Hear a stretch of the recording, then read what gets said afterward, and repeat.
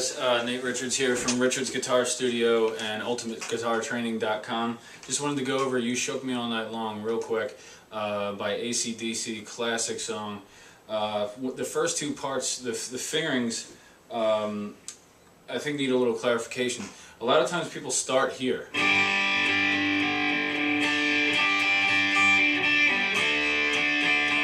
But actually, it's fingered up here in 7th position. So you have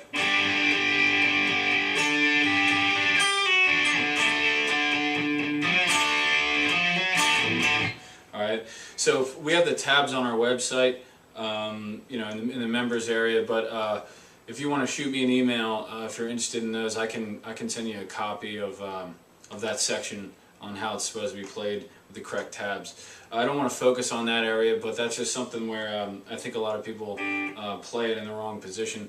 One of the things you notice when you do play it in the wrong position is there's a major 7 interval that happens when you do the pull-off.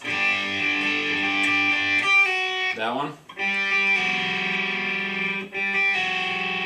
And that rings through and it doesn't quite sound right. But when you're here, that doesn't happen. Because you have the D underneath instead of a G. Again, don't want to focus on that, but check that out. See if you can find the tabs for it. If you can't, send me an email at richardsguitarstudio.com. The main part I want to talk about is actually the verse.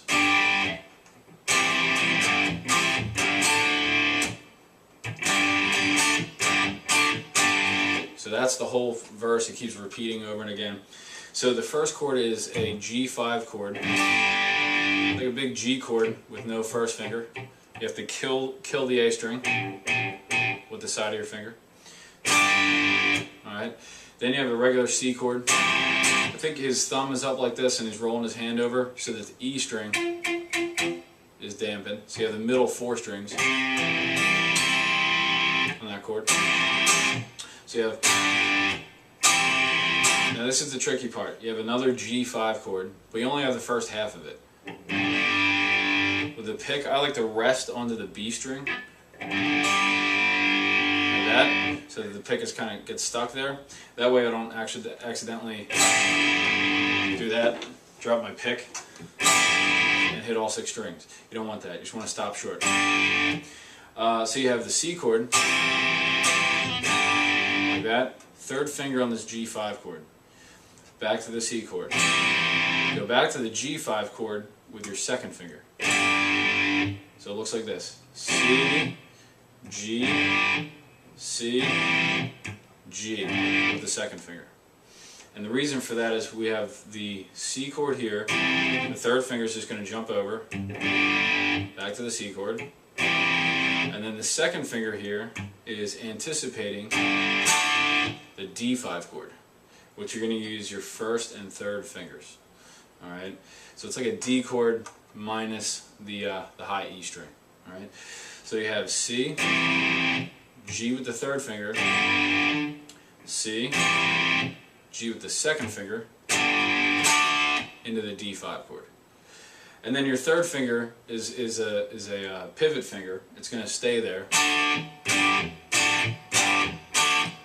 Big AC/DC thing is to do that G, D, G, D, and leave that 3rd finger there on the D note. So let's go through that again real quick. So you have the G5 chord, C, then you have G5 with the 3rd finger, C, G5 with the 2nd finger, D5.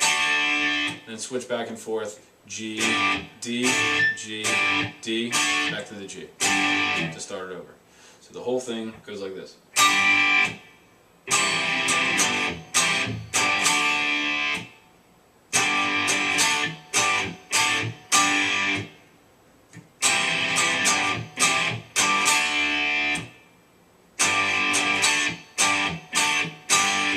Like that. Alright? Try those fingerings out. Again, if you can't find good tabs, send me an email. I'll send you a PDF copy of what I have, or a JPEG, you know, I'll figure it out.